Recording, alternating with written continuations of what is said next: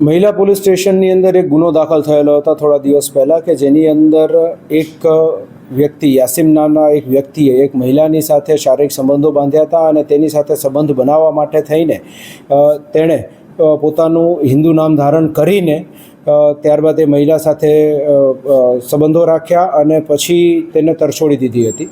તો આ પ્રમાણેની એક ફરિયાદ દાખલ થયેલી હતી। આ ફરિયાદની ગંભીરતાને ધ્યાને રાખી ક્રાઇમ બ્રાન્ચ દ્વારા પણ આની અંદર તપાસમાં ઝંપલાવવામાં આવ્યું હતું અને તે તપાસની અંદર એવું ધ્યાન પર આવ્યું કે જે આરોપીનું નામ છે તે આરોપી અગાઉ અનેક ગુનાઓમાં સપડાઈ ચૂક્યો છે અને તેની ઉપર ગુસ્સી ટોકની કલમો પણ લાગેલી છે। તાત્કાલિક ટીમો દ્વારા આરોપીને ટ્રેસ કરવામાં આવ્યો અને એને ધરપકડ કરી અત્યારે મહિલા પોલીસ સ્ટેશનને સોંપવામાં આવેલ છે।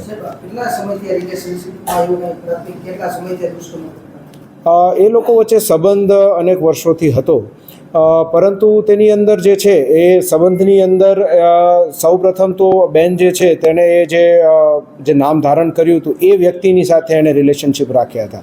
આ તો પછી એને ખબર પડી કે આ વ્યક્તિ ખરેખર જે એણે કહ્યું છે એ પ્રમાણે નથી પણ મુસ્લિમ છે, એટલે ત્યારબાદ એણે તેની સાથે સંબંધ રાખવાના ઓછા કરી દીધા અને પોલીસને જાણ કરી અને આપણે એની વિરુદ્ધ ગુનો દાખલ કરીને આગળ વધ્યા। આની અંદર અલગ અલગ એંગલથી પણ તપાસ શરૂ છે કે શું આ વ્યક્તિ જે છે જે આરોપી છે એની પાછળ કોઈ બીજું કોઈ વ્યક્તિ પણ સામેલ છે કે કેમ કે અન્ય કોઈ ષડયંત્ર આની અંદર છે કે કેમ એની તપાસ શરૂ છે।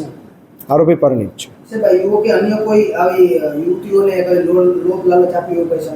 એ હાલ તપાસ શરૂ છે, હજી સુધી એવું કોઈ અમારા ધ્યાન પર આવ્યું નથી।